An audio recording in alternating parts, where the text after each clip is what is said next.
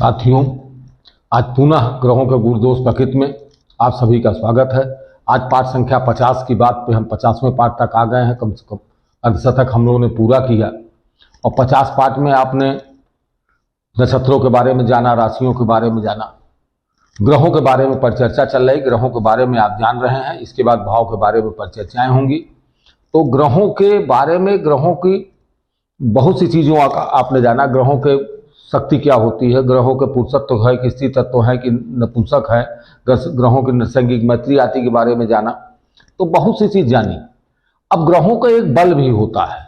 अब ग्रहों के बल कितना बल होगा, जब तक हमको ये नहीं पता लगेगा कि ग्रह कितना बलवान है।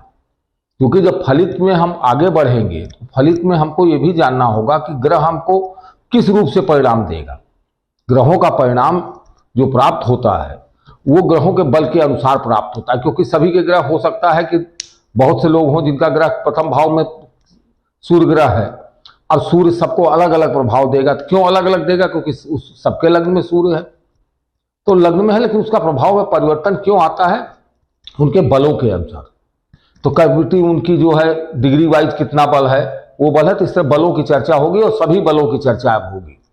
तो सभी बलों की चला में सबसे पहले हम दिग्बल और दिशा बल की दिशा, किस दिशा में कौन सा ग्रह ज्यादा बलवान हो जाता है, ज्यादा ताकतवर हो जाता है और वो ज्यादा अच्छे परिणाम देने लगता है। तो आज इस पर चर्चा करेंगे। तो ग्रहों के दिग्बल की बात करेंगे तो सबसे पहले आप जानते हैं कि ग्रहों में प्रथम ग्रह जो है सूर्य है। प्रथम ग्रह कौन सा है? सूर्य है। अब सूर्य को कौन सी दिशा प्राप्त है? सूर्य पूरब का स्वामी होता है। पूरब से निकलता है, दक्षिण से होता हुआ आपके पश्चिम दिशा में डूबता है। तो सूर्य को जो है बल कहां का प्राप्त होता है? सूर्य को बल प्राप्त होता है दक्षिण दिशा का। अब एक आपके मन में एक संशय क्रिएट होगा कि सूर्य दक्षिण दिशा में क्यों बलवान होता है। कारण यह है कि सूर्य जब उदित होता है तो लालिमा लिए होता है, बहुत शांत और अच्छा लगता है सवेरे। सूर्य का सबसे ज्यादा तेज कब आता है? जब दक्षिण दिशा में वो एकदम शीर्ष पे, हमारे सिर पे आ जाता है, तब वो जो है होता है।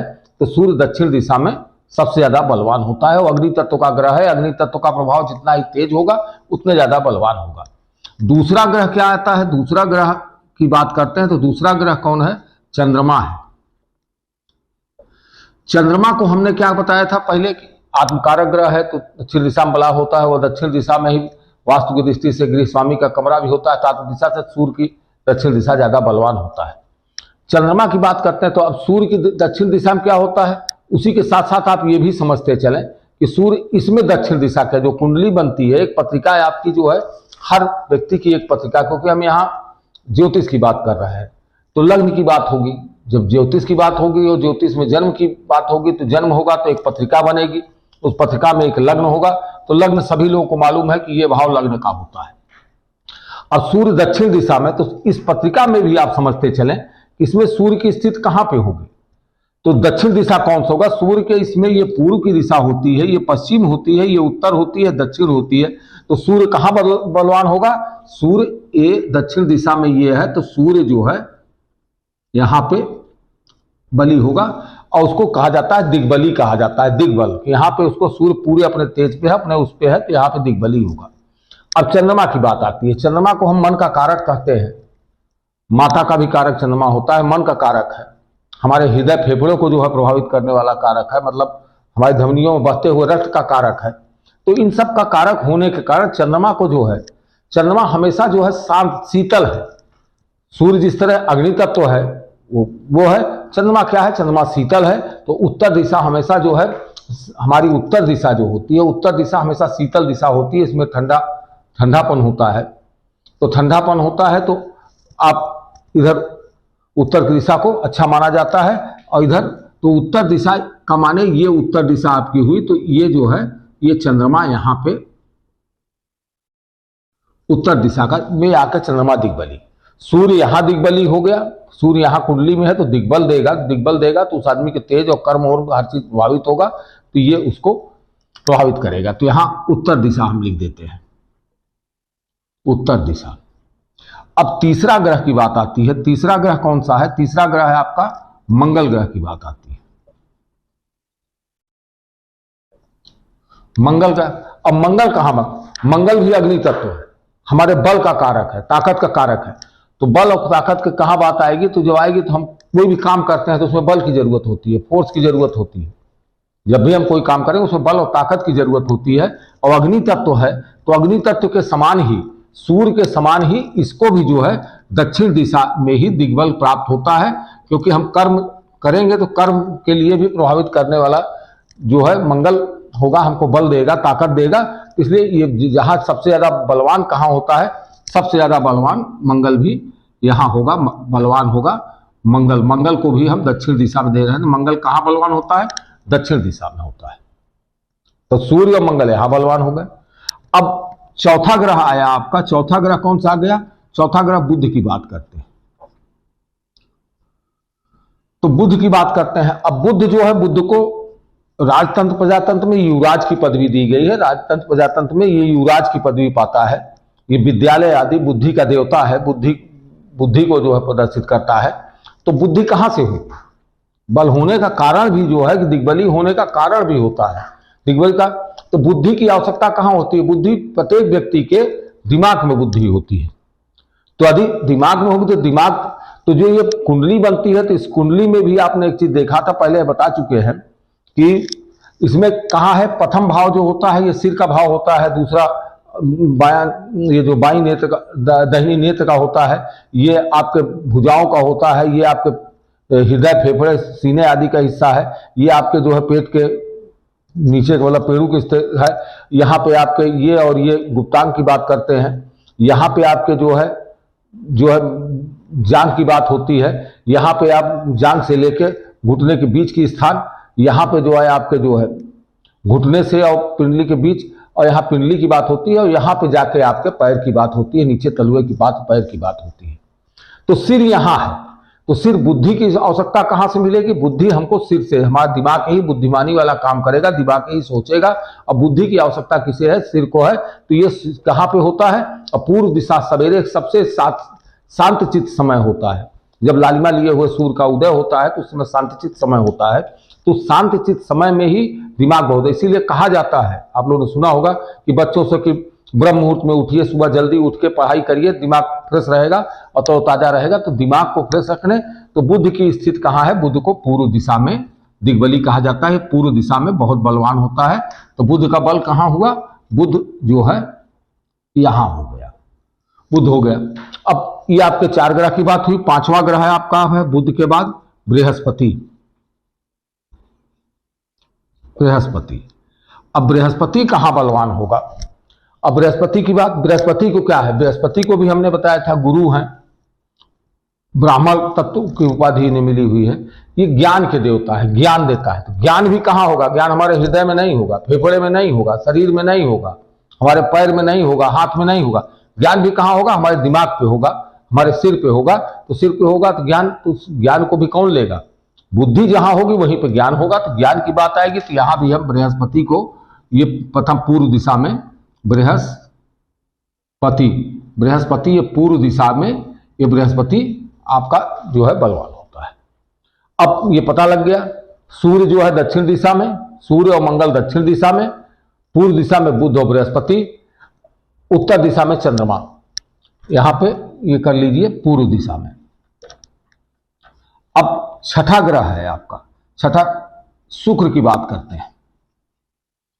शुक्र को भी ब्राह्मण तत्व, ब्राह्मण का उपाधि दी गई है। राजतंत्र प्रजातंत्र में मंत्री की उपाधि दी गई है। शुक्र हमारे वीर के कारक हैं और सूर्य हमारी कामनाओं के कारक। हमने आपको बताया था पहले कि कामनाओं के कारक है। तो कामनाओं का कहा, और यहां भाव कौन सा है? ये हमारे सुख का भाव है, माता का भाव है। यहां से हम अपने गाड़ी घोड़ा मकान वाहन इत्यादि के, हम अपने सारे सुखों की बात यहां से करते हैं। तो शुक्र सुख के देने वाले हैं, शुभ ग्रह हैं, शुभ ग्रह हैं और हमारी सारी कामनाओं को पूर्ति करने वाले ग्रह हैं। इनको भी स्थान कहाँ का मिला? क्योंकि जैसे हमारी इच्छाओं का कामना को पूर्ति कौन करता है? माँ करती है। तो माँ का स्थान ये है। तो माँ का स्थान है तो शुक्र भी हमको सुख देने वाले हैं, हमारी कामनाओं को पूर्ति करने वाले हैं। ऐसे ग्रह को क्या स्थान दिया गया? दिग्बल होने का स्थान। शुक्र को भी कहां मिला? शुक्र को उत्तर दिशा में। उत्तर दिशा ये जो है इनको उत्तर दिशा। अब आपका सातवां ग्रह बचा। सातवां ग्रह बचा। सातवां ग्रह जो है शनि की बात कर लेते हैं। शनि। अब सातवां ग्रह शनि, शनि की स्थिति क्या होगी? शनि को हमने बताया आपको सुख दुख के कारक हैं, ये दुख देने वाले हैं। उसके बाद दूसरा चीज है न्याय के भी देवता है, न्यायाधीश भी इन्हीं को कहा जाता है। शनि आयु के भी देवता है। तो शनि को जो है, शनि को कौन सी देता है? शनि सूर्य के पुत्र भी हैं। एक चीज आप ये भी ख्याल करिएगा, शनि सूर्य के पुत्र भी है। और कहानी आप जानते ही होंगे कि शनि और सूर्य में जो है, सूर्य जो है, शनि जो है सूर्य के पुत्र छाया से उत्पन्न हुए थे। और सूर्य और शनि में कभी भी मित्रता नहीं, न्याय के देवता होने के कारण कभी भी इन्होंने सूर्य को भी नहीं छोड़ा। जहां आवश्यकता पड़ी तो कहानियां हैं, जब कभी कहानियां चर्चाएं होंगी बाद में फली ज्योतिष पे हम आ जाएंगे तो कहानी भी बताएंगे सूर्य ने क्यों नहीं शनि को छोड़ा। तो शनि जो है हमेशा सूर्य को भी जो है दंड देने में कभी पीछे नहीं हटे और ये दंडाधिकारी भी कहे जाते हैं। इसलिए अब यहां पे इनको स्थान कौन दिया है? मारक स्थान। आयु के देवता होने के नाते मारक स्थान जो है किसी भी व्यक्ति का मारक स्थान कौन सा है? मारक स्थान ये है। इसको पत्रिका में मारक स्थान इसे कहते हैं। तो मारक स्थान को प्रभावित करने वाले, क्योंकि सूर्य आयु के देवता है तो आयु को प्रभावित करने वाले शनि जो है आयु को प्रभावित करते हैं।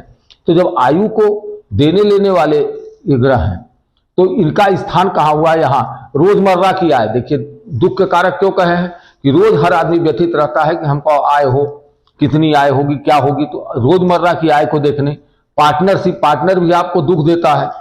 तो आपके पार्टनर होते हैं, अक्सर पार्टनर से पटेगी कि नहीं पटेगी, पार्टनर का दुख। यहाँ पत्नी का भाव है, पत्नी के साथ भी आपके संबंध कैसे रहेंगे? यदि संबंध अच्छे रहे तो आपकी जो है जिंदगी सुख खुशहाल होगी, और पत्नी के साथ खराब संबंध रहे तो जिंदगी दुखहाल हो जाएगी। दुख का एक कहीं न कहीं भाव यहां भी आता है। तो दुख का भाव आता है तो शनि को क्या स्थान दिया गया? शनि को पश्चिम का स्थान दिया गया। और सूर्य के एंटी हैं, सूर्य के हमेशा ये विपरीत रह चलने वाले हैं। सूर्य ऊर्जावान है, ऊर्जा प्रकाशवान है, सूर्य से जो है प्रकाश फैलता है। शनि अंधेरा है। ऐसे स्थान जो कुत्सित स्थान, हमने पीछे अध्याय में बात की थी कि कुत्सित स्थान, खराब स्थान, क्योंकि जो अच्छे स्थान है, अच्छे स्थान की बात होती है तो कहीं ना कहीं खराब स्थान की भी बात होती है। अगर नदियां हैं तो कहीं सूखा भी है, तो पहाड़ हैं तो कहीं खंडहर भी है, समुद्र है तो कहीं बिना जल के रेगिस्तान भी है। तो हमेशा हर सिक्के के दो पहलू हैं। तो अगर सुख है तो दुख भी होगा। तो उसी तरह सूर्य से अगर प्रकाश है तो शनि से जो है, सूर्य अग्नि तत्व है, गर्म है, तो शनि जो है एकदम ठंडा है, बर्फ के समान ठंडा है। तो दोनों चूंकि एक दूसरे के विपरीत है, इसलिए इनको स्थान कहां मिला? शनि को जो है ये स्थान जो है मिला क्या? शनि को ये, शनि को सातवां स्थान। भाव की बात आपको पहले ही बताए थे, भाव आज फिर हम पुनः एक बार समझा दें क्योंकि कुंडली पत्रिका सामने है। तो ये इसको प्रथम भाव कहते हैं। प्रथम भाव ये आपका द्वितीय भाव होता है, दूसरा भाव, ये तृतीय भाव, तीसरा भाव, ये चतुर्थ भाव, चौथा भाव, ये पंचम भाव, पांचवा भाव, ये छठा भाव, षष्ठम भाव, ये सातवां भाव, सप्तम हाउस, और ये आठवां भाव, और ये नवां भाव, ये 10वां भाव, ये 11वां भाव, और ये 12वां भाव। तो 12 भाव होते हैं। आपको पहले ही बता दिए, एक बार और रिपीट कर दें। प्रथम भाव से आप क्या देखते हैं? शरीर, आदमी का सिर, मस्तिष्क आदि के बारे में जानकारी करते हैं। सिर, मस्तिष्क, उसके रंग, रूप, आकार, व्यक्तित्व, तो सब के बारे में जानकारी यहां से करते हैं। दूसरे भाव से धन, कुटुंब, रत्न, बंधन को आप, धन, कुटुंब, रत्न, बंधन, बाड़ी, दाहिनी आंख, इस पे आप विचार करते हैं। तृतीय भाव से आप पराक्रम और बल का विचार करते हैं। चतुर्थ भाव से सुख का विचार करते हैं। छोटे भाई का भी विचार, छोटे भाई बहन का भी विचार होता है। चतुर्थ भाव से माता का और सारे प्रकार के सुख का विचार यहीं से किया जाता है। पांचवें भाव से विद्या और संतान का विचार किया जाता है। छठे भाव से शत्रु, रोग, चिंता, संदेह, पीड़ा की बात की जाती है। सातवें भाव से जरा, पत्नी की बात की जाती है, पार्टनर की बात की जाती है, और रोजमर्रा की आय की बात यहां से की जाती है। 8वें भाव से आयु की बात की जाती है, और यहां दिक्कत परेशानी की भी बात की जाती है। यहीं से कंपटीशन की बात आपके 6ठे से होती है। 9वें भाव से आपके जो है पिता का बात की जाती है, और 9वें भाव से ही आपके भाग्य की बात की जाती है, उच्च शिक्षा की भी बात की जाती है यहां से। और 10वें भाव से कर्म की बात होती है, सभी प्रकार के कर्म कैसे होंगे, कर्म की बात यहां से होती है। और 11वें भाव से आय की बात होती है, और 12वें भाव से व्यय की बात होती है। तो आज हमने भाव को भी एक बार फिर से आपको दोहरा दिया। तो आज के लिए इतना ही। कल किसी अन्य ग्रहों के ही किसी अन्य विषय के साथ कल अगले वीडियो में फिर उपस्थित होंगे। आज के लिए इतना ही। सभी को नमस्ते, धन्यवाद।